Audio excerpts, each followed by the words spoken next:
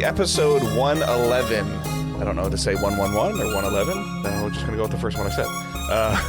My name is Dave Hunt, and I'm joined by Michael Swick. 111 sounds okay, right? Or 111, Yeah. and then we had to just keep it going, and then next week 112, 113. It sounds like a lot of work. Like, that'll be our thing. Yeah. That'll be our gimmick. Just annoying people with numbers. So I call it, like, when we get into, like, I don't even know when it would happen, but back into can I call it 101? Like, instead of 101. 201, 202, 203, yeah. We'll do that in 2 years. Yeah.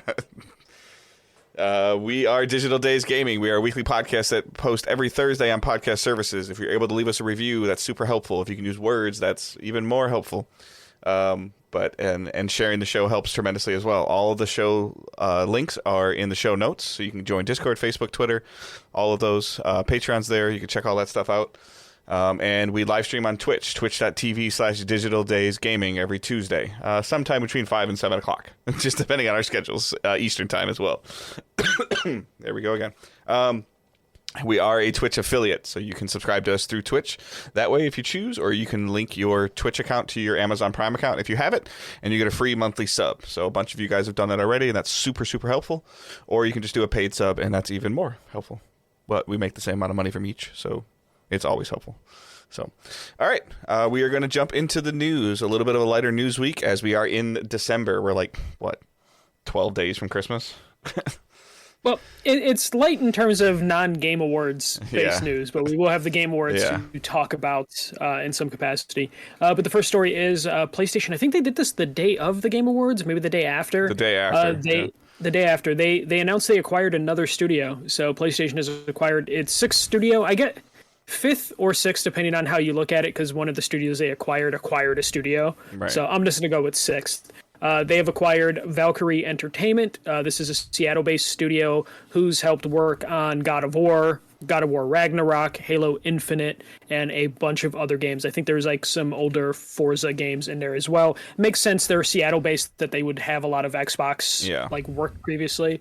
But yeah, they have acquired their sixth studio, which I would assume this, based on their past work, is going to be a artillery support studio. Yeah, like the biggest partnership I think that I read that they had with PlayStation was when PlayStation kind of tried to do that free-to-play run with Sony Santa Monica, and I think they worked on Guns Up. I believe so. Yeah, they actually worked on a ton of stuff. When they were doing those 2 or 3 or 4 free to play pushes, like kind of Drawn to Death was supposed to be in there, but that got pushed out and got delayed, and then made not a free to play game, but a plus game. And there was some other stuff in there as well.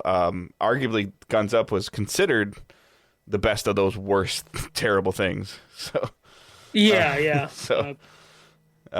so that's interesting. Yeah, but to your point, like this could be a great studio to help do some cleanup work, depending on what they did on like Halo and stuff like that. They could be, if they helped on some of the multiplayer, this could be, part of the talent acquisition that I've been talking about of, can PlayStation have a live service game? And then the studio might be able to help with that.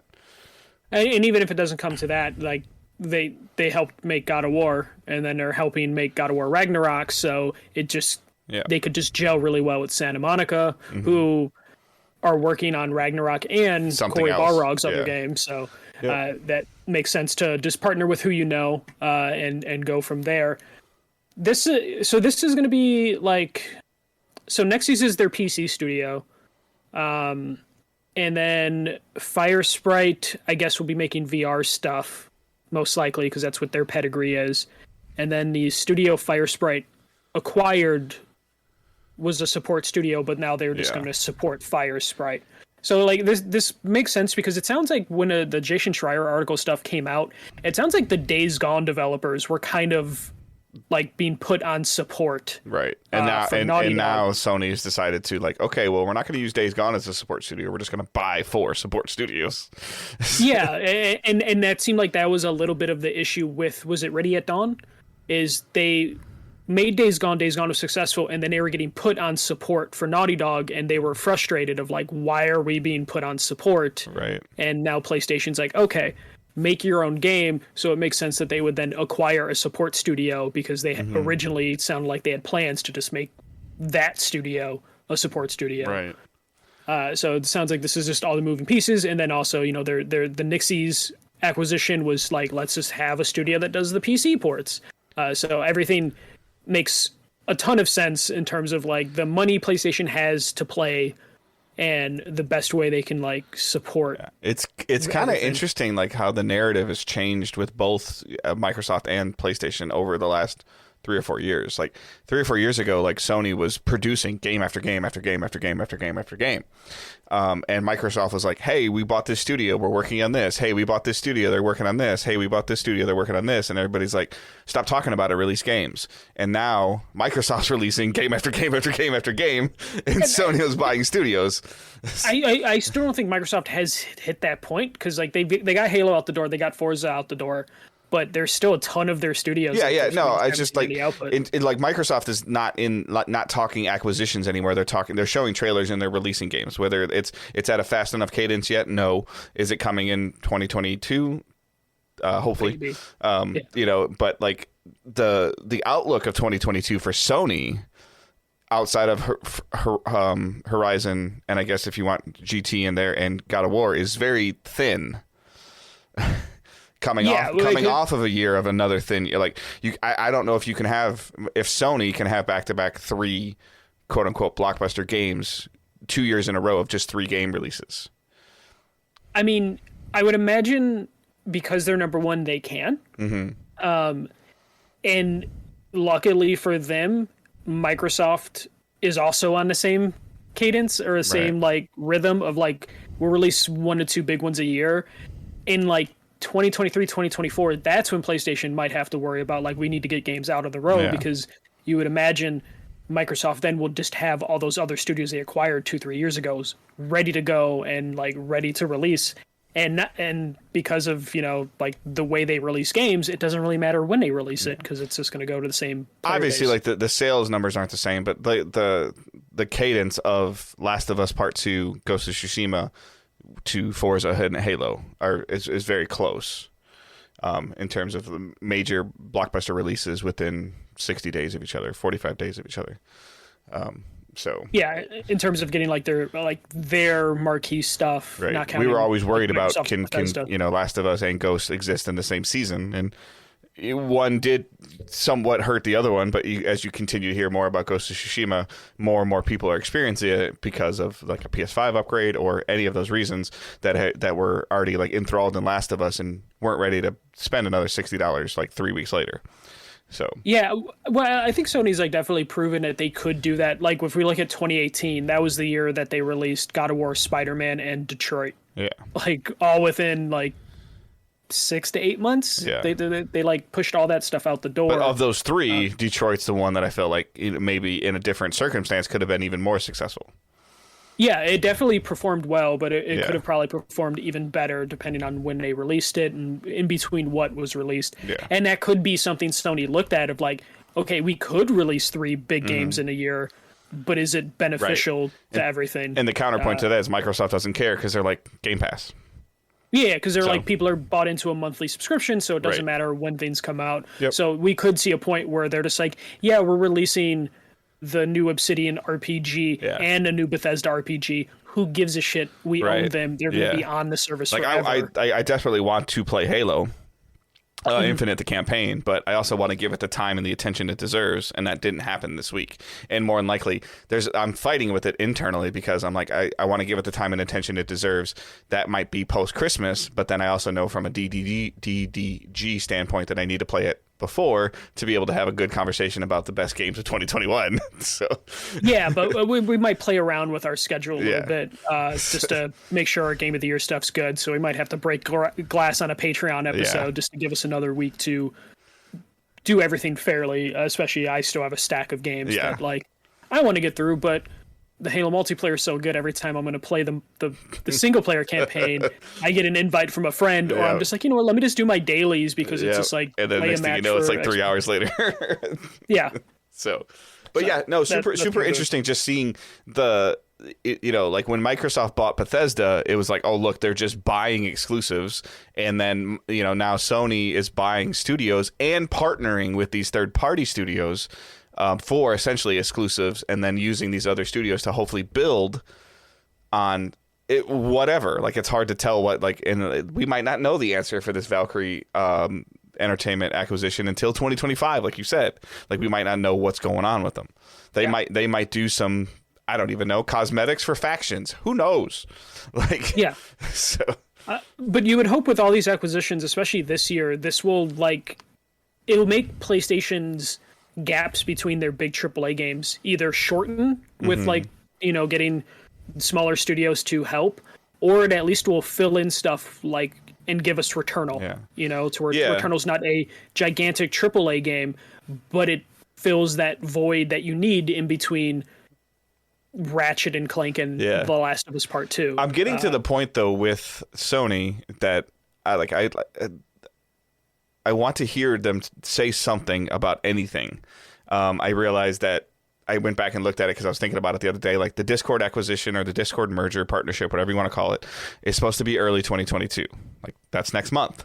So, and we haven't really heard anything about it. Now, am I expecting it in January? Of course not. But February, March, like, there's a point in time where they need to maybe start preparing their player base that maybe doesn't have a Discord account, you know, or, you know, as an example. And then, like, some of these other studios that they've signed contracts with, like, I'm super interested in what Sometimes Always Monsters is working on, or they're called something else right now. But this is a studio, selfishly, of a lot of ex-Bungie and people that are making, you know, what they're calling, I think they even call it like a AAA esports game. So something like that. Yeah, so I forgot what the marketing terms around that were. Yeah, so but then they have a deal with Sony now, like, but I mean, like, we don't even know what this game's called, like, and you know, with Haven, right? And it's been a couple of years, multiple years since these guys left Bungie, and then they were working on something, and then obviously they showed Sony something that Sony's like, yeah, we want in, and we want all in, and where is it? So but that also could be where something like Valkyrie comes in, based on their previous track record, and they're based in Seattle. I would imagine the Bungie former people are also in Seattle potentially. So it could definitely be one of those things where it's like, all right, we really want to get this game off the ground. Valkyrie, go for it. We trust you to help them, because at a certain point, I know it sounds bad in terms of, like, because games take so long to work, but sometimes you just need to throw manpower at it, like human beings at a thing, to get it on tracks and just get it out the door. Because once you get all the creative stuff, then it just comes into, like, make this thing run, make the code run, and work from there. And then, just before anybody starts giving me more and more crap or whatever, just to be fair, like, I'm tired. I'm getting to the point where I'm tired of seeing Hellblade 2 without some type of date or window. Like, at least we saw actual gameplay this time, right? Which I don't see it on your bullet points for the Game Awards, and maybe I'm just missing it as I'm skimming over it. It's at the bottom of, like, So, like, I was like, another trailer. Okay, well, at least somebody's playing the game. That's helpful, but not even a 2022, right? You know what's funny? I don't think so. But the funny thing is, I was thinking about Hellblade. I loved the first Hellblade. But part of the thing that sold me on the first Hellblade was Ninja Theory being like, we can't afford to do big AAA games, so we want to do experimental triple I games, or whatever weird phrase they were using for that as well.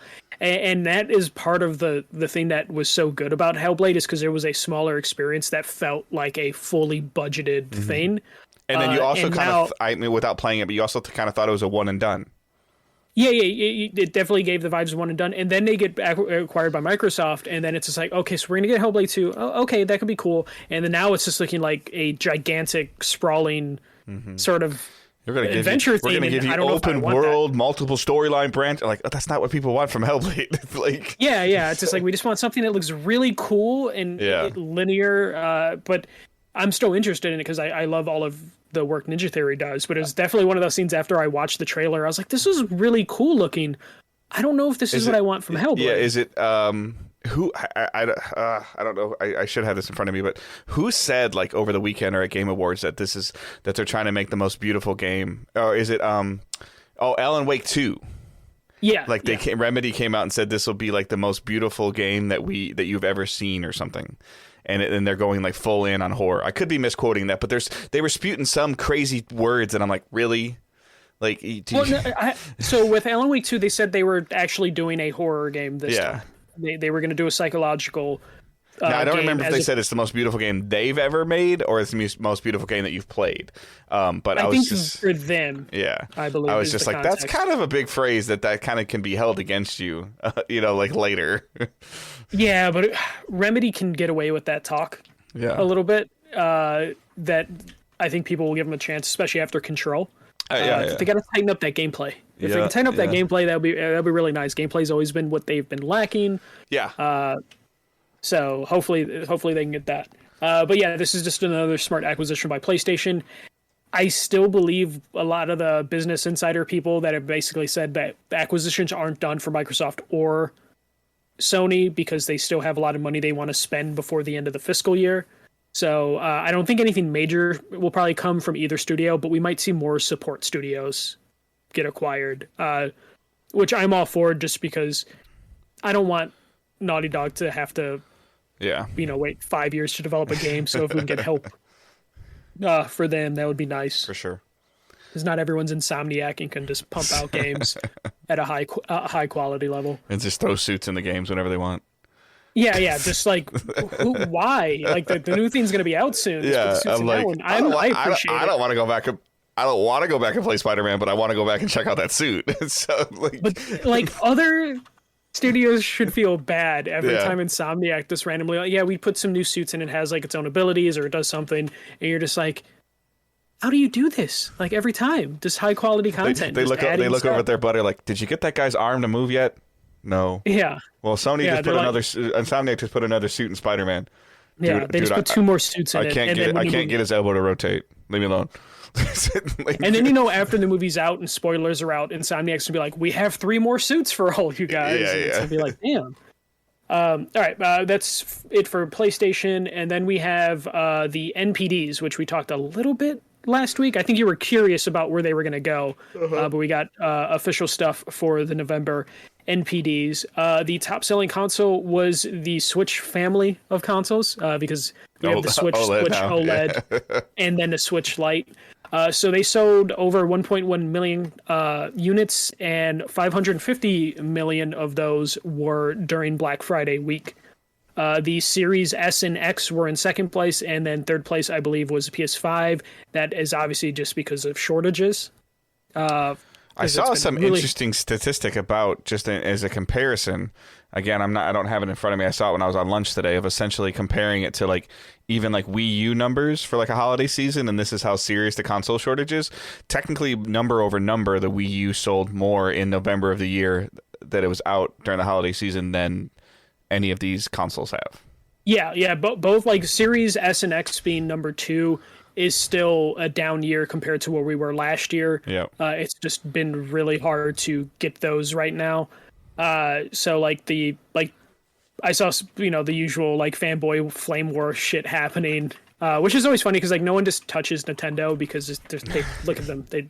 They have 3 consoles out right now and they're actually kind of easy to get to. OLED goes in and out. But, they have those lights ready to go. But and the funny part is like it's one of those things where like the OLED, similar to like the S and the X conversation of like, other than the disk drive for the S and the X, like you don't really need an OLED. So if you get your hands, if you want a Switch, you can get a Switch. Like versus like if you want an X, you can't get an X. You could get an S, or if you want a PS5, you can't get a PS5. So yeah, but it definitely seems like it has paid off for Microsoft to have like a cheaper buy-in to the next gen consoles.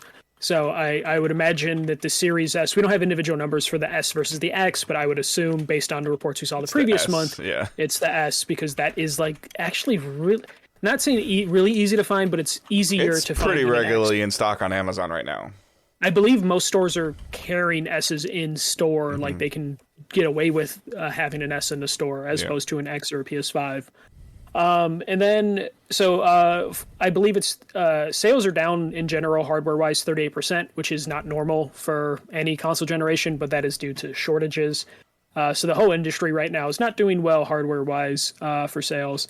But then let's talk a little bit about the individual game sales. I know we don't usually do these, but it's just funny, though, because We were talking about like Call of Duty not hitting, Battlefield not hitting, but number 1 and number 2 was Call of Duty and Battlefield 2042 respectively. Number 3 were the Pokemon games, Brilliant Diamond, Shining Pearl. Number 4 was Forza Horizon 5, which I just find hilarious because it's a Game Pass game, which is and this does not include Game Pass. But it might include that $40 bundle that's attached to Game Pass. It could potentially if they're sharing. It was listed on 2 different SKUs on Steam at one point in time. Yeah. So we have Forza there, and then Madden at 5, and then if you look through it, like Guardians is in there at number 7. The usual suspects of like the FIFAs, the NBAs, the Just Dances, Mario Kart in there. Shin Megami Tensei was number 16. Back 4 Blood's hanging around. It was 15. Just kind of a big drop since it was number 2 the previous month. And then we have Ghost of Tsushima at 20. It was so on sale. Ghost is doing really well. It was on sale too. So like $50 for that PS5 version. Yeah. The fascinating part, I don't know if you don't have this in here, like they released a year-to-date number too, like a year-to-date chart, and Call of Duty, Battlefield, and Pokemon are all in the top 10 as of the end of November. I'll be super curious to see some Halo numbers at the end of December. With it, essentially, it's going. It should chart top 5 on NPD because there's really nothing else out in December. And that'll be really curious to see how that functions. But yeah, it's like everybody's the talk has been that Call of Duty and Battlefield is down, and just because it can also be down and still be number 1 because there's no hardware to buy. There's Well, the funny thing is with Battlefield was number 2, and the top 10 games of this year so far sales wise, it now is number 6. Yeah. Do you know what number 3 is, not including Game Pass? Or you're looking at it probably? I'm looking at it right now. So number 1 is Black Ops Cold War. Number 2 is Vanguard. Number 3 is Madden. Number 4 is MLB The Show. Yeah, 4. It was 4. Which is super interesting 3, because it's not... Game Pass is not included in that stat. Yeah. Resident Evil is number 5. But the thing was with Battlefield, because I know we did have some people saying like, oh, Battlefield isn't that bad this year. But if it wasn't bad, they wouldn't have done that crazy amount of shakeups that they did announce last week. Or that huge patch they released last week, too. Granted, it's the last patch of the year before they go on holiday and everything. But still, it was pretty gigantic patch, which is kind of crazy for that big of a patch within your first month of launch. Yeah, did it include voice chat? I don't know. I know, I'm just joking. No, but Battlefield still sells well, but it's not high enough for EA not to be like, we need to shake things up. So clearly EA is not happy with it being number 2 and being the 6th best-selling game of the year so far. That they were like, we need to change direction of how we're taking this franchise. With their partnership with EA Play, is that what it's called? The early access stuff, their subscription service, with EA Play and the partnership it has with Microsoft and Game Pass. When do you think that this goes to Game Pass? I'd say like March. Yeah, and I'd say like. Do you think it goes to EA Play first? No, EA, everything that goes to EA Play. I know, but does it go to EA Play? Is it announced that it's on EA Play to for them to avoid saying that they had to make a partnership with Game Pass? Because if you have EA Play, you can on Sony, you can get access to it without buying it. Well, I mean, usually what happens based on how EA's previously done this is just EA will just say it's out on EA Play, and then Xbox follows up with like their own announcement that hey, by the way, this is hitting EA Play and you get access to it because you have Game Pass. Right. So they usually avoid it by just having 2 separate announcements as opposed to just doing one big announcement. And looks like they might be able to hold off on rushing it over to Game Pass, but it definitely, I would say these shakeups are more telling of how EA feels about the franchise than what the NPDs, because EA knows exactly how many copies they sold before this NPD stuff was released. So we'll see where the future of that goes. But it kind of just shows you, like, I don't know, this year, the games this year have been pretty good, but the last 2 years have kind of just been down in general. in terms of like what's out or how many major games are out.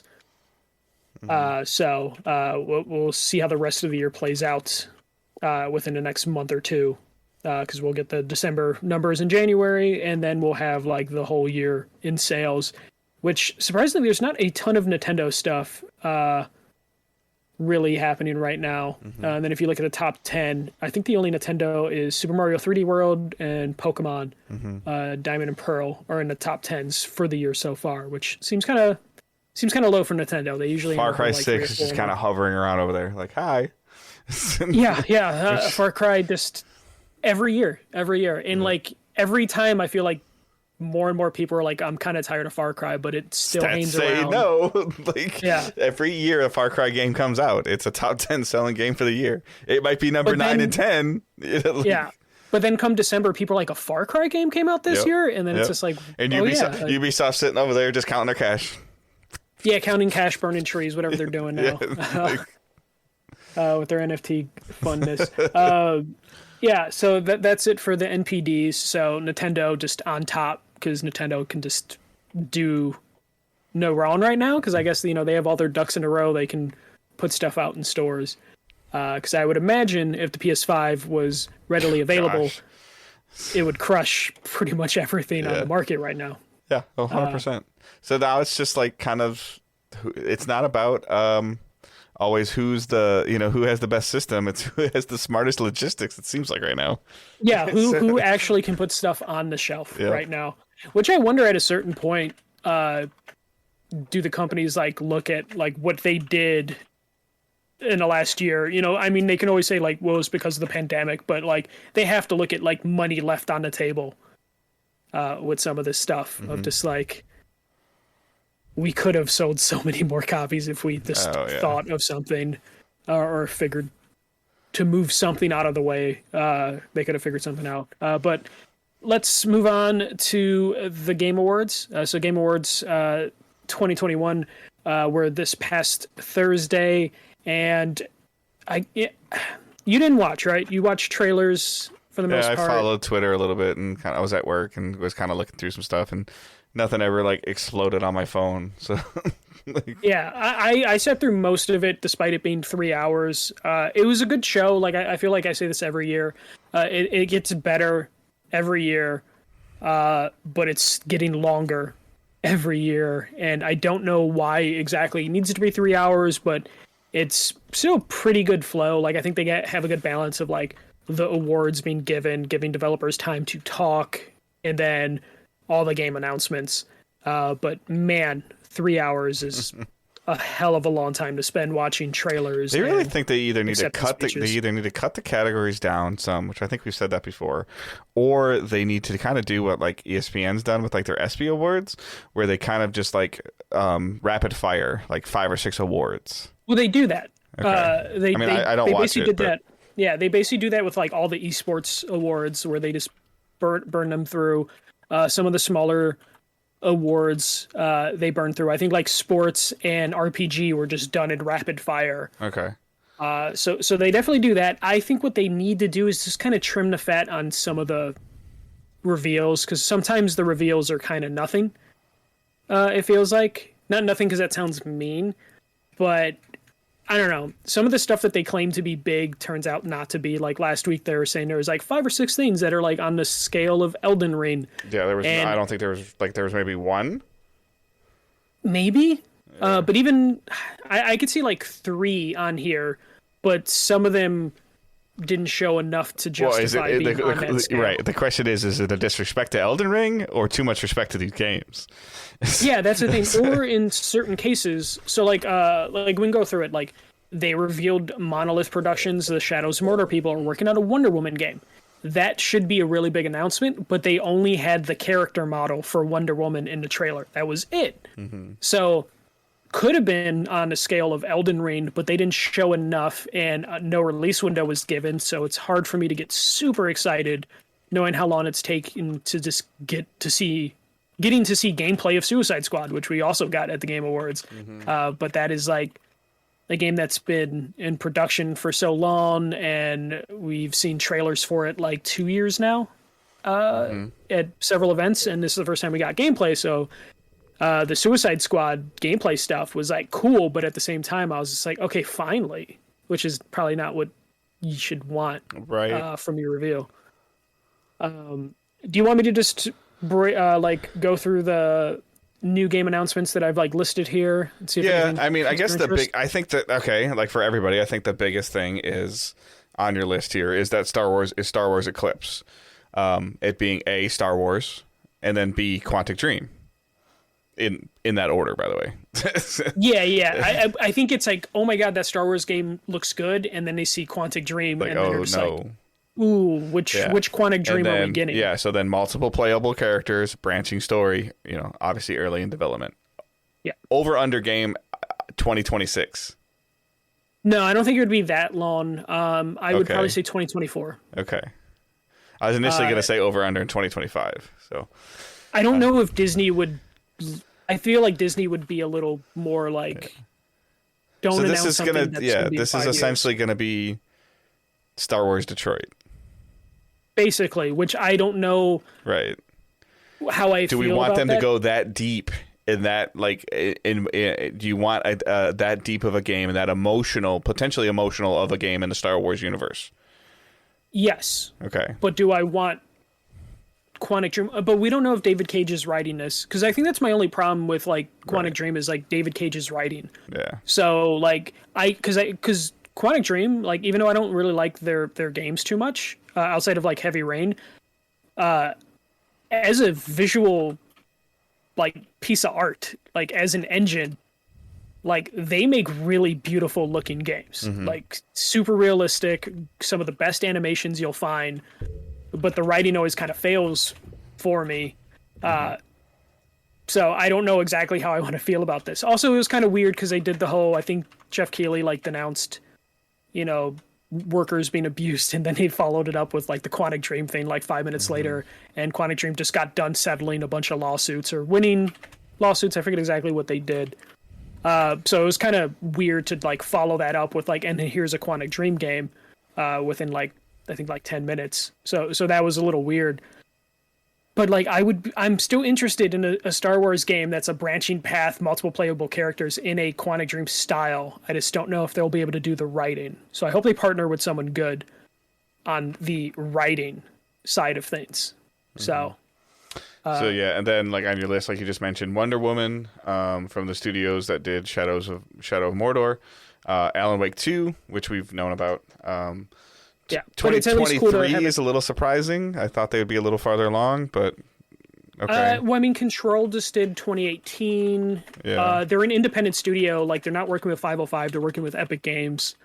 So I can see it being a little bit later. But, like, we're already at the end of 2021, so a year out isn't that crazy for this. Texas, go ahead.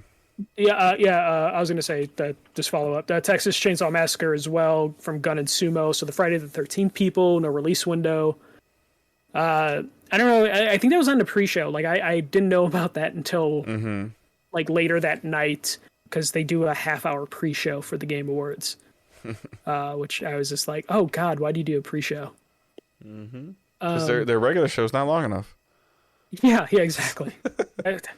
The idea of a pre-show for an award, I guess they do red carpet stuff for other awards shows, but Sonic Frontiers. So this is like an open world-ish thing coming late 2022. That looked pretty cool. I'm not like the biggest Sonic fan. I'm neutral on Sonic. His games are fun to mess with and dabble with, but I feel like they're trying to overthink Sonic right now versus just give me Sonic that I get to run really fast and collect stuff. Yeah, that like especially now they have like the movie coming out, or the second movie, which that trailer looked pretty cool. It did. We have I think we're like the biggest surprise, Space Marine 2, the Warhammer 40K. That's getting a sequel from Saber Interactive and Focus Home Interactive. The only reason that's surprising to me is like 40K Warhammer Space Marines or Space Marine. That was like a PS3 game that was actually better than it should have been. But I never thought we would get a sequel to that, like 12 years later. But we're getting that. We got the creepy game Slitterhead from Bohec Game Studios. with the Silent Hill composer Akira Yamaoka working on it. So that looked pretty cool. We got Star Trek Resurgence from Dramatic Labs coming in 2022, and these are former Telltale devs. Not to be outdone, Telltale and Deck 9 and Amazon announced an Expanse game from Telltale, like official, coming in 2022. We have Rumbleverse from Iron Galaxy, which is like a wrestling fighter battle royale that looked pretty cool. I believe they're working with Epic on that. Okay. The amount of teasing and talent acquisition that Iron Galaxy has been doing and I am not demeaning this genre of game at all, but that was a little bit of a letdown for me. I can see that, but like Iron Galaxy, for the most part, their whole business motto has always been, we just want to keep our people employed, which is why they do all the support work. So yeah, no, I get wasn't it, but expecting too much. Adam Boy's running the studio and some of the other talent acquisitions they've been doing, and it's just like they've been able to maybe this game is going to be amazing. They've been able to lure talent to them by pitching them this Rumbleverse game. And that's fascinating to me. So what's in there? Well, no, specifically, like, I think, like, people look too much into the Adam Boyes thing. Adam Boyes has a history with that studio because that studio is a lot of, like, Midway people, and Adam Boyes came from Midway. And he's from, I guess because he worked at Midway, he's, like, considered Chicago home. Yeah. So it's him coming back to Chicago he's to from work the with Midwest. his friends. Yeah. So it's one of those things where Adam Boyes going over there, people are like, oh, Iron Galaxy must be doing crazy things because they got the former dude at PlayStation. And in reality, Adam Boyes just wanted to work with his friends. Yeah, and get like, out of Dave California. Yeah. But he picked Chicago, which is like the worst place to go to. But like Dave Lane's whole thing with that studio is he just wanted to do whatever work would keep his people employed and paid.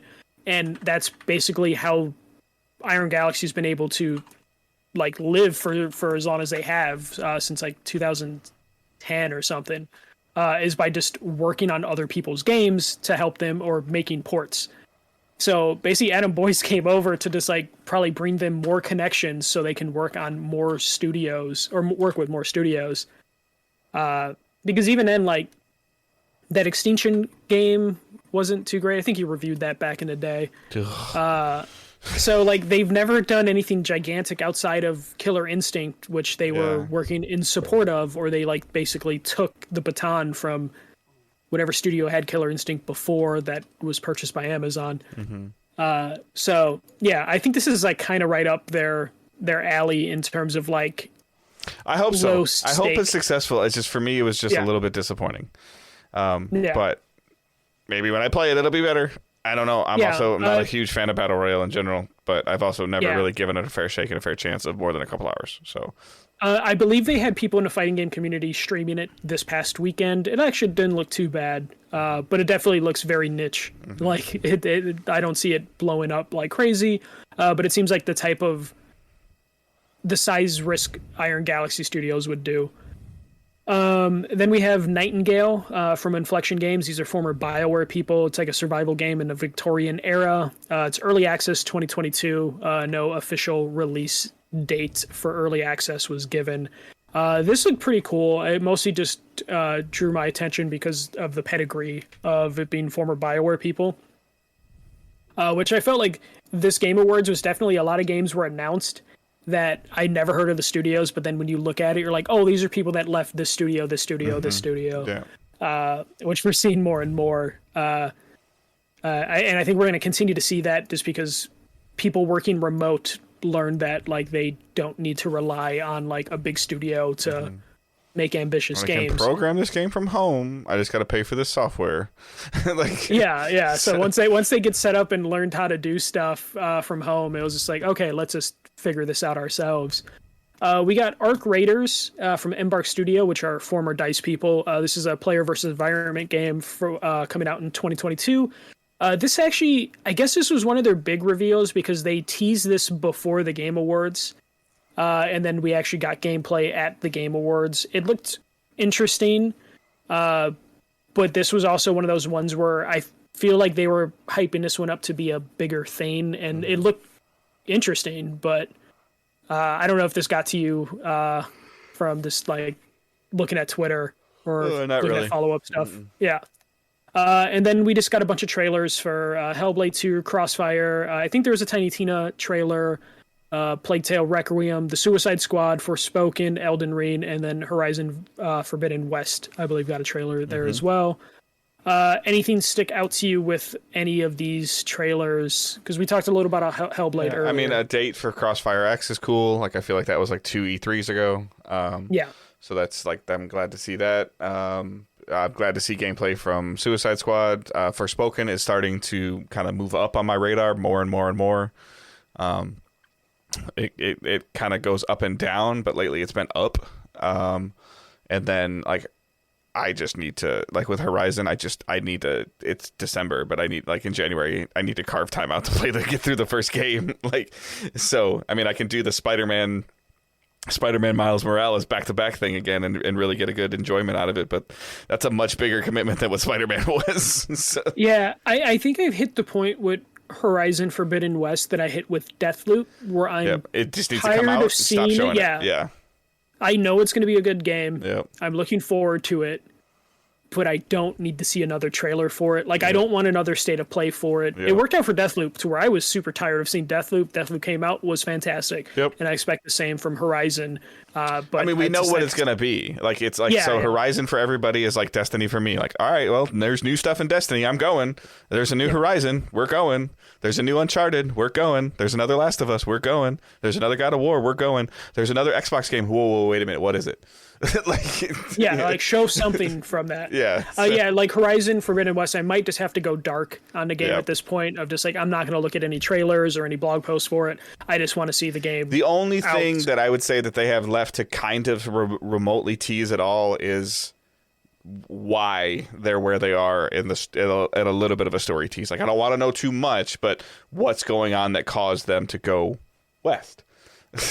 Yeah, which I think they did in the first trailer, but there's already been so many trailers that I'm just like, fine. And there was a state of play dedicated to Horizon. There was like where they actually showed like a boss fight. Yeah.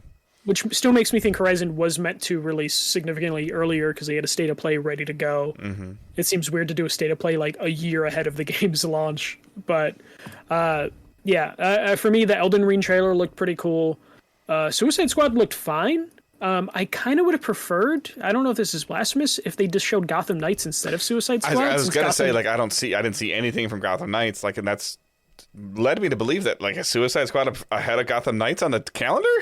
No, it's still Gotham Knights. No, I know, but like based on this system, like to where like, cause Suicide Squad looked good. It looked a great time to date. This would have been a great time to date Gotham Knights, like to give it a real date, like June, especially with all the DC stuff, with like the Wonder Woman announcement earlier. You could put Gotham Knights in the middle.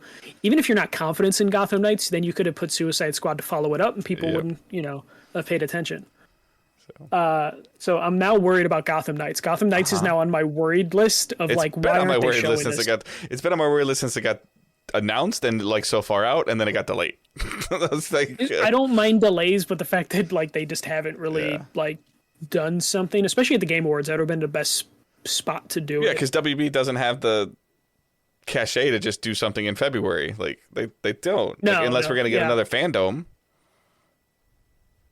They were going to do 2 a year, but I doubt it. Yeah, at this point.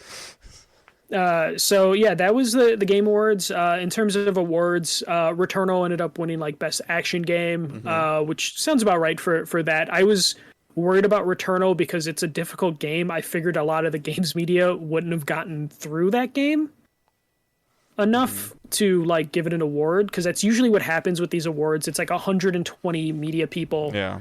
And usually, like, the games that come out in the beginning of the year are forgotten by the time the voting happens, and then difficult games sometimes just aren't played by enough people thoroughly to end up getting awarded. So it was cool to see Returnal on there. And then It Takes Two won Game of the Year, Best Family Game, and Best Multiplayer Game, which I was kind of shocked. I know you enjoyed It Takes Two. I just didn't think people loved It Takes Two to the point that they were going to give it Game of the Year. But I don't know if that's a personality thing. So here's my take on this, okay? So to your point, what you just said about games media, okay? So games media has a challenging time playing Returnal, okay? But majority of games media has also been home, correct? Like working from home. So now they're playing this co-op game and, you know, like, let me play with my significant other. Let me play with my roommate. Like, oh, this is a lot of fun. Like, they're laughing. Like, I think it had an indirect impact on people because they got to maybe connect with somebody through gaming that they couldn't connect with before. And the story is solid. My wife and I have not finished it. We need to go back to it. We might need to start over because she's usually like forgetful about stuff, and I'm not looking forward to that. But it's, you know, like there's. Sounds frustrated talking about the game about divorce. Well, in the live stream, I had to take the controller from her once. I was like playing both players. So, so it's just, I think it was just kind of like one of those right place, right time things, especially coming off of like, not that I want to harp on it, but coming off of last year with Last of Us 2, which was like an emotional gut punch. Yeah. So. Though it sounds like It Takes Two gets pretty dark to where like it winning Best Family Game seems super fucking odd. It's definitely about a family, but I don't know if it's like a family game. I guess I could see that point. People just like the game resonating with them enough, especially because most probably did end up playing that with like a spouse, as opposed to if we were in offices, people at video game offices would have just been playing with like a friend. Yeah, well, I think like two avid gamers speed through this game, but somebody in the situation like with me and Angela, okay, like, all right, aim, okay, throw, no, do it again, all right, aim, like hold it, throw, you know, like. So. Yeah, so I kind of see that. I was so surprised that it ended up winning Game of the Year overall. But I think they also really like the idea of giving Joe Ferris the mic at the end of the night for his speech. Maybe the vote was really close, and Keeley's like, it'll help with ratings if I can give this guy the mic. Like, I'm then like kidding. The show. So before anybody comes after me, I'm kidding. Yeah. He's joking. But I think that's also why they didn't let him do a speech, because he had won earlier, and then they made a comment of, because they didn't have him accept the speech, they just had him sit down. They did him during the rapid fire. Yeah. So I definitely feel like they knew he was going to win, because obviously they know at that point. Yeah. So they're like, okay, we're going to rapid fire. Twice. We're going to rapid fire through his 2 wins from the previous, awards. So then he'll get the last one. And then he ended the night with the Matrix tech demo thing that is like pretty impressive, but definitely felt kind of like paid not for the best.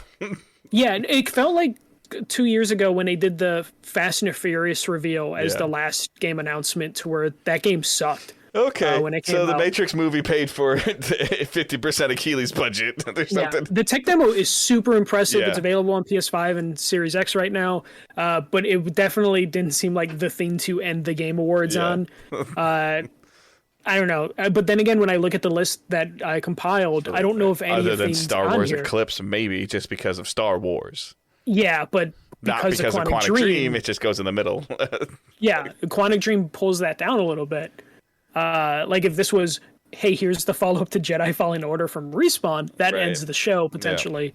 But again, I think EA wants their own stage for that, and I think PlayStation wants their own stage for their announcements, and Xbox now wants their own stage, and obviously Ubisoft wants their own stage. Like they don't need the Game Awards; they got a Ubisoft Direct. Like these, okay, yeah, we'll give you a Horizon West trailer for a game that comes out in 90 days. Here you go. Like he go, stop talking to us, leave us alone. We got our own stuff to do.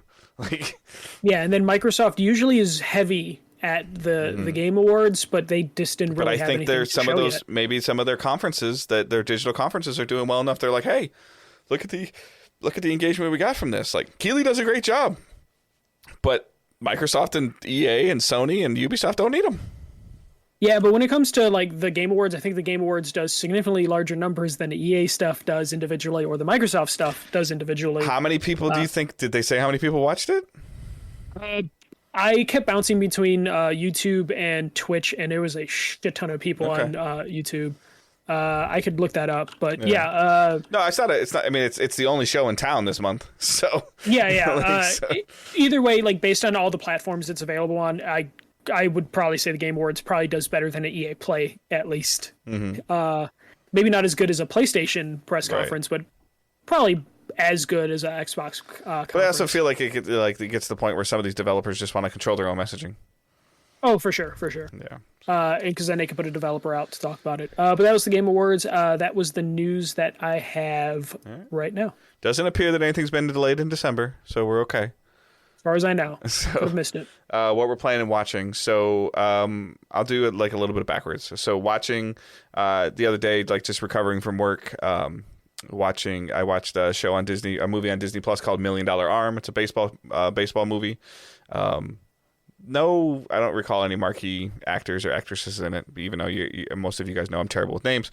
But it's a baseball movie, like I said, about an agent that is trying to get his next big client, and he actually goes to India to try to convert cricket players into baseball pitchers. A little bit of a feel-good story kind of thing. It was enjoyable. I liked it. If you like baseball, you'll like this. If you like, somewhat a little bit of a feel-good movie with a sports background to it, you'll like it. It's not heavy baseball, but character development was solid. So then I have a Xbox Series X story escapade. So as all of you know, I've been trying to get an X because logically in my mind it's the smartest upgrade thing to do to get a disk drive so that I can buy some more physical media or even use my GameFly subscription to have better conversations with DDG. So the Series X has been on my mind. So it showed up as a GameStop bundle last week. Oof. For $777. And it was the Xbox, 3 months of Game Pass Ultimate, a $50 gift card from Best Buy, Far Cry 6, Call of Duty Vanguard, and NBA 2K22. I didn't think I'd get it, and I got it. And then I started looking at it, and I'm like, I don't like this bundle. This is a ripoff. Yeah. Did you say, was it with an Elite controller or no? No. Okay, so it's not the Elite controller bundle. Right. Yeah. That was a GameFly one that I saw, and that was like $1,000. And that one actually looked a little bit better because it was like the series. I couldn't get that one, but it was like the Series X, the Xbox headphones, the Elite controller, Forza, Halo, and like a year of GameFly. Yeah. I was like, all right, adding those equations up, the value is in the GameFly subscription. But, anyway. So I was like, all right, like I really wanted an X. This is the first time I've gotten my hands on one. So I was like, I can probably sell my S. And I can sell the digital codes for 2K and for Far Cry and for, Vanguard. I own Vanguard and Far Cry on PlayStation. I don't need them. I don't really care about 2K.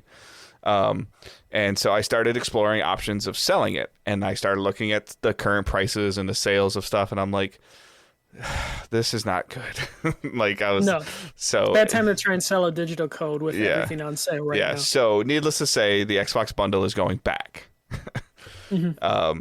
And then the next, like a couple days later, I was able to secure an X via All Access through Walmart. Nice. Like super easy, actually. So to the point of where the stress of buying the bundle was making it though I needed to flip the S faster just to feel better. Yeah. To now, like the S just might go with Jonathan back down to his dorm because two accounts can access Game Pass at the same time, and he can play other stuff and have another system where I'm not as stressed to sell the S because I was already paying for Ultimate $15 a month. So I'm essentially paying $20 extra a month to have an X in my house, and I'm totally content with that. So that should be here later this week, like at the end, like early next week. So that was a little bit of a roller coaster ride because then at first GameStop's like, well, you can't return downloadable content, and I'm like, your screen physically says this bundle is returnable as long as you return all components of the bundle.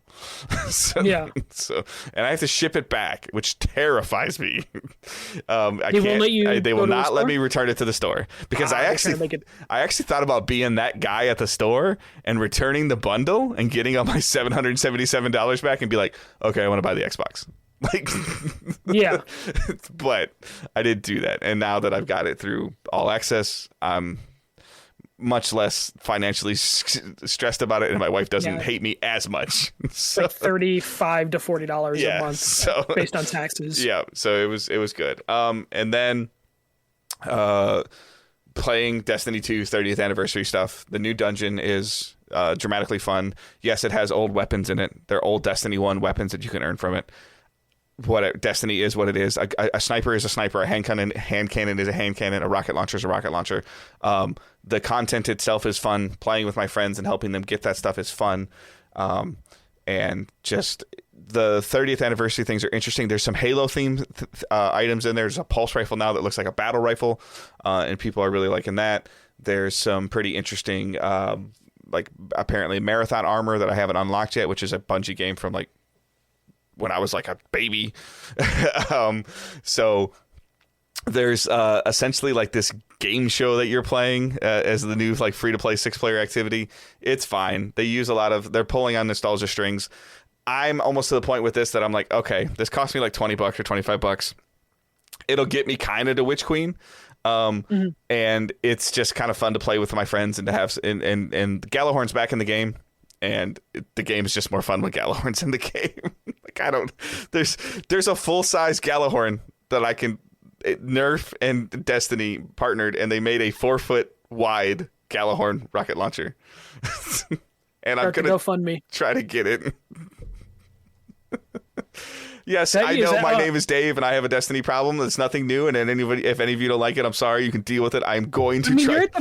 You're at the point that you can just call it your midlife crisis. Yeah. I mean, it means you can't buy like a cool car in like 3 years, but like you can at least have a Galahad or Galahorn. Yeah. I'm just concerned because like Owen's gonna want to play it, but this thing supposedly play with it. This thing supposedly you can breach load it like a real rocket launcher in Destiny, real air quote, and it'll shoot like 3 darts at the same time, like as a projectile. And the Galahorn in Destiny has a rocket that shoots out, and then projectiles like swarm around what you hit.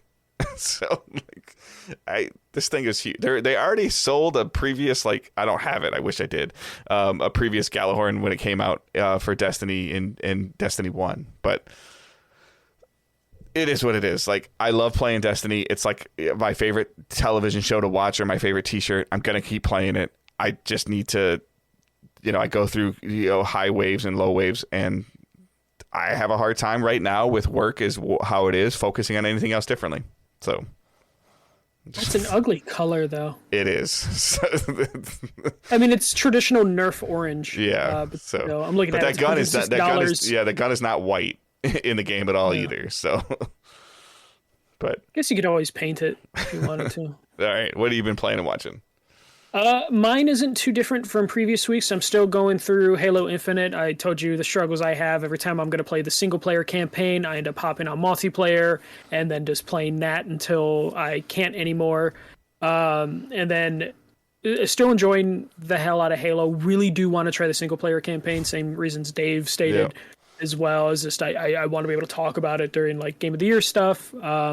And then, like the Strange True Colors, still going through that, and like towards the end of the second episode, still enjoying like some of the character stuff, but I'm not really attached to anything like I was with the original Life is Strange game.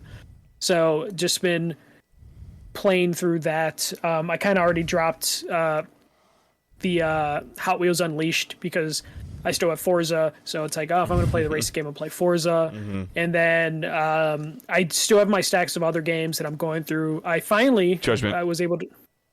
Yeah, Judgment. Sorry. I was finally... it's funny, I've been looking at Judgment because I have it on PS4, and it's on sale right now for PS5 for $20, and then Judgment 2 is on sale for $30. So I keep looking at them like, do I just pull the trigger?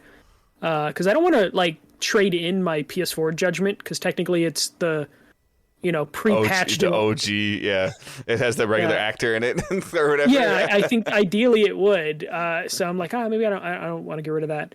I was able to use my PS5 for the first time in like 2 weeks, and I was able to play Guardians of the Galaxy a little bit more.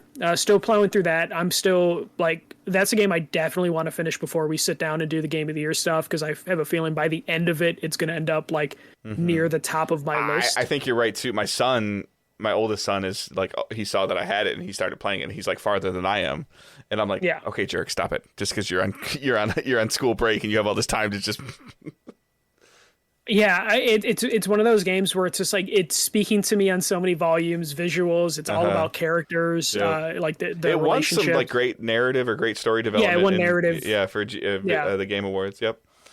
So I really want to get through that. Like we're really gonna have to talk about probably after we record, like when we're gonna like do our Game of the Year stuff, which probably end up being the first week of January. Yeah. We'll record it just to give us extra time to get through this stuff because I still have a sucks stack for us of too. stuff. Like this short staff holiday season is starting to physically drain on me. Like I said, like it's just easy to pick up Destiny and not think versus like I really want to play Guardians and I start playing on like my head hurts, like I'm tired. Oh yeah, like especially right now. Like what I've basically been doing is I get home from work, like have dinner. Performance in Halo doesn't matter. Like well, yeah, and it's basically what I've been doing since I've been on my PC. I've been having one monitor is watching The Sopranos because I'm rewatching The Sopranos. I'm on season 3, and the other monitor will be my Series X playing Halo. So I'll just watch Sopranos and play Halo. Yep. And that's just my turn off brain after work activity. And then like on my off days is when I'm like, okay, I'll play Guardians or Life is Strange, just to get through that. Like stuff. I don't even have I don't even have my Christmas tree up right now. Like because we've got so much stuff going on at home, and I'm like I got to get the tree up, and I'm like, but I want to play games. Like. Yeah, we have our tree up. Like we're way to make me feel like a failure. Thanks. Just because you put your tree up while you're AFKing, she put the tree up while AFKing Final Fantasy, so you kept your server spot. Basically, no, it's been up for like a week and a half now. So yeah, we're able to at least put the tree up, and we got most of our Christmas shopping done. So we've done pretty good with the shopping in general. Like my daughter's been bugging. Like I feel like my PlayStation controllers, like either it's 50% Owen messing with them, which I'm gonna have to hook the PlayStation 4 back up for him and seclude him away from my PS5. But I feel like one of my controllers is just like done. Like the sensitivity is just like shot. There's something about the PS5 controllers. I feel like that too, where they just feel like they wear very easily, especially if you have more than one person using them. To where like I'm looking at the new colors they announced. I see that purple one, and I'm just like, I might need to pick up a purple controller. Because I have 3 PS5 controllers right now, and it's basically like the 2 white ones no one wants to use because those are like the oldest ones and have been pretty pre'd up. So everyone is like using. And the other one's always drained. Basically I just have my DualSense controllers. They're always just plugged into my Switch like that because I don't have enough ports on the front of my PS5, so I just always have them plugged into the Switch, which is probably terrible for the battery because I don't know if the Switch is strong enough to turn power off for a fucking PS5 controller. So Nintendo, get on your ass and like work on that. That hamster's got to run faster. Doing that. And then I did watch the entire Xbox documentary that just dropped, the one that they announced at their 20th anniversary event. It's all on YouTube. It's like 6 episodes. It's like I think 3 to 4 hours long. That was just me being lazy on my off days. I kind of want to buy that Red Ring of Death poster. That is such a weird thing to sell. I know. That's kind of why I want it. Like I don't know why. I never even had a 360, but I know what it is. Like, and you show that logo to anybody, and they're like, "Oh yeah, I know what that is." I will say the documentary was pretty good. They did a good job of like explaining like the origin stuff. I didn't know how deep they would go into the negative aspects of their console stuff. And I think they did a fair job with the Red Ring of Death. Because they did talk about like what caused it, why they were in that situation, the idea that like they knew like with their like out of 100, they said only 40 to 50 worked when they would make like 100 consoles at a time. I think I might have to watch this, And then they just talked about like, so what they would do is they're like, okay, cool, these 40 or 50 work, put them in a box, sell them. The 40 or 50 that don't work, put them in a warehouse, we'll fix them later. And then eventually they had a warehouse filled with 1 million broken Xboxes when they were getting ready to launch. The only thing that I think they fumbled in that is they kind of are just like, and then, we did the right thing and extended our warranty. And they kind of patted themselves on the back of like, we really stepped up and took care of this problem that shouldn't have been around and shouldn't have happened. So they kind of pat themselves too much on the back of being like, we fucked up, but we put a Band-Aid on it and everything was fine. And then I would say like it kind of after the Red Ring stuff, I think is when a documentary is kind of less interesting because they kind of just brush over the Xbox One, like the Don Maddox stuff. They talk a little bit about that, like that happened in real life. Yeah. It's just funny though because it made me realize that like the Xbox One is like a console generation that didn't exist. Like if you look at it, like PS3. It's like this bottom thing you stick on your series that makes your series play older games. Yeah, it's just so weird because it's like if you look at it like the PS3 iconic stuff, 360 iconic stuff, PS4 iconic stuff, Xbox One, this kind of existed. Yeah. Like there's no one really longing for that console generation or that console specifically. So it was weird how they just kind of brushed through the Don Maddox stuff. I think that generation in general is going to feel like that. So like up to the PS3, like in terms of like, 20 years from now when like the retro console thing, you're going to see like a huge demand for PS3. I think you're going to see a huge demand for PS5. I think you're going to see a pretty good demand for 360, not as much. And you're going to see a demand for a series. And then the middle consoles, because where the line was drawn with the 360 and the 3 to where the jump to HD essentially. Yeah. And then the backwards compatibility of the 5 and the series pretty much makes like, why would you get a 4? Why would you get a 1? But I still think there'll be people that will be like, oh, what was a generation that you enjoyed the most? People will be like the PS4. Yeah. But I almost feel like 4 and 5 are just going to be attached, just like 1 and series are attached. But I think you're going to find very little people that are going to be like, oh yeah, the Xbox One. That's my favorite console. For sure. No, I get it. And that the documentary made it feel like that because then the documentary just turns into like we bought all these companies and Game Pass is great, and then it kind of just turned into an ad that last episode, which I was just like, oh, you guys are doing so well, and then it just turned into a Game Pass ad. So I was just like, you didn't need to do that. But it was interesting because they did bring Don Maddox in to talk about like his failures as a CEO. Very briefly, Jack Tretton popped up quite a few times. In there to talk about the PlayStation side of things. So they actually reached out and got a decent amount of people to like come back and interview for that stuff, and getting people from the PlayStation side to interview was like really well done. So I highly recommend checking it out. I don't know if you need to sit through all 6 episodes. You probably just need to get through the first 5 to get the Red Ring of Death stuff. But that last episode, totally skippable. Yeah, definitely. But that would be it for me. I'm hoping to finish True Colors this week. Hoping to start. I'm just looking at my stack of games. Resident Evil Village this week or something. Yeah. So hoping to just finish some games and start some. Yeah, I have Thursday off this week, and then I'm not off again until Christmas Eve. So your break glass in case of emergency on Patreon episode sounds really good right now. Yeah, we might have to do that. We'll see. All right, so questions and comments using hashtag AskDigitalDays. Josh Crease, do you think we will see day one releases on the rumored PlayStation subscription service? Will these subscription services like Game Pass completely replace how we traditionally buy games, just as Netflix has made buying DVDs rare? Go ahead, Michael. Yeah, so for specifically with PlayStation and their new service we talked about, I honestly don't think we'll see that within the first 2 or 3 years. I think we will see that eventually, but I don't think Sony's... I think there's a difference in my mind, not to cut you off, but in my mind there's a difference between day one Sony releases and day one releases. Like, I think we could see Outriders-like content on this subscription service if it's real.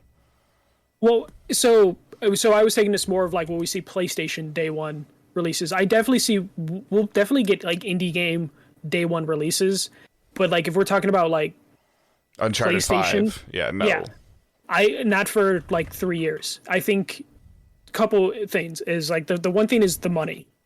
Sony right now, anything currently in development is in development with a budget that has a sales end figure result attached to it. Yeah, with a $70 sale attached to it, and it can only be successful with that $70 sale. So they need to get through all those games that are actively in development. 2, I think PlayStation has enough sway in the industry that the service that they come out with will be successful regardless if day one releases are there or not. Their fan base is big enough and passionate enough that people will buy all 3 tiers of this service. Yeah. And they won't need to put their releases day one. But especially if there's some rare stuff and old stuff on there too, that's surprising stuff on there, which I expect there to be. Like some stuff you can't get your hands on, or are hard to get your hands on, like you mentioned. Like you've been gone down the rabbit hole trying to find PS3 games, and you're like, F you, I'm not paying that much for that. That kind of stuff will be on the service. Yes, which hopefully, because that will tank the current physical market, and then I'll be able to buy some stuff. Yeah. But yeah, I think that will be a factor in it. But I think if they do eventually want to compete with Game Pass, 3 to 5 years down the line, they will need to bring their games day one. But that's when we'll see a transition. The new Valkyrie game or something. Like, yeah. But that's when we'll see a transition where they might have to scale back some of their releases, or tell Naughty Dog, you cannot take 7 years to make a game, because it's going to be a PlayStation Pass scenario. You have 3 to 4 years to make your game. Yeah. And then they will budget things that way. You won't get these long development period times if PlayStation specifically are doing it, because they don't have the bankroll that Microsoft has. Yep. I concur and agree. But I do think that you would see Outriders like content on the service within the first 90 days of launch. Yeah, I would say probably within the first year, you'll start seeing a significant amount of like day one releases, especially when it comes to like indie games. Yeah, they do have to like put enough carrot on a stick to dangle you to subscribe into the service, possibly other than like older games, because there are multiple different consumers that they have to appeal to. Yeah. How do you think they roll out content for that, in terms of like, they can't just release their whole back catalog day one? You think they're going to go to the Nintendo route, where it's like, here's like some games, we'll release other games later? I think that you might get monthly updates, like we are kind of now, of like, here's 5 more games that we're adding from our back catalog, like just to keep the player base engaged and signing in, and like you've always talked about, getting that all important data. And then 2, to appeal to new customers, like, oh, those first 5 games I don't care. Oh, those next 5 games I don't care. Okay, those ones I care, I'm buying. Yeah. I think it would be, I don't know if it's a dozen games every month or something. Like, I don't know. Yeah, I'm just wondering if they start small, like the Nintendo stuff does, where it's like, oh, here's 10. I don't think you can start that small. Games. I think there needs to be, like, as an example, if this is, anywhere from a $12 to $15 a month service, I think it has to come with some heavy hitters right off the bat, and then teases for better stuff. Yeah. I think the only way they get away with starting small is if they add like trophy support to some of the older games. They would have to do something even additional. Then, it still has to be like 20 games, right? Like 30 games at the. I would imagine, yeah. But like, I would imagine the smaller that number gets, the more bells and whistles they have to throw on that small amount of games. In terms of like, oh, the resolution's going to be fine. And it has to be downloadable stuff. It has to be. Yeah, that's still what worries me about that whole article we talked about last week, where they only mentioned streaming for like the third part. Oh my gosh, it has to be downloadable stuff. Like, yeah, no one wants to stream via PS Now, especially most of those games too. Like a lot of those games that we enjoyed playing on PS2, PS3, or whatever are precision platformers. Like, well, no, not only precision platformers, they already are going to look rough. Yeah. And then you want to add streaming and video artifacting into the case, and you're going to be like, oh, this Sly Cooper game looks bad. Yeah. But it's just like, no, it's because you're streaming this Sly Cooper game, and I don't really want this service. Like, yeah, so. It's 20 years old. Yeah. Well, Sly Cooper might be a bad example. That game still looks good, but you know what I mean.